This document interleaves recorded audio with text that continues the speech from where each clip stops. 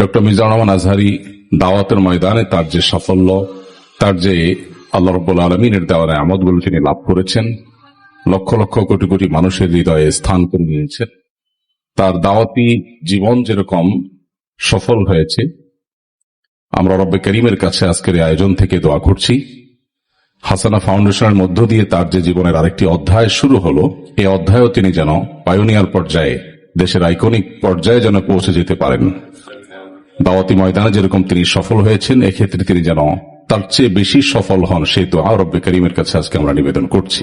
আজকের এই দিনটি আমার জন্য খুবই গুরুত্বপূর্ণ এবং অত্যন্ত আনন্দ ঘন, কারণ আজ আমরা এখানে একটি বীজ যেটা সদ্য অঙ্কুরিত হয়েছে, সেই চারা গাছটিকে রোপণ করতে যাচ্ছি।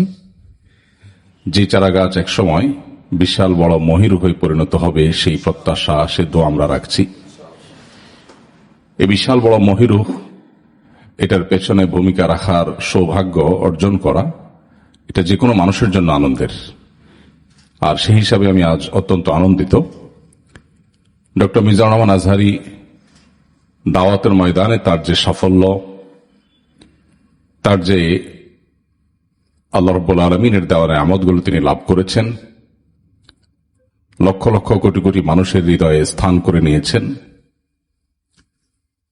তার দাওয়াতি জীবন যেরকম সফল হয়েছে, আমরা রব্বে করিমের কাছে আজকের এই আয়োজন থেকে দোয়া করছি হাসানা ফাউন্ডেশনের মধ্য দিয়ে তার যে জীবনের আরেকটি অধ্যায় শুরু হলো, এই অধ্যায়ও তিনি যেন পায়োনিয়ার পর্যায়ে, দেশের আইকনিক পর্যায়ে যেন পৌঁছে যেতে পারেন।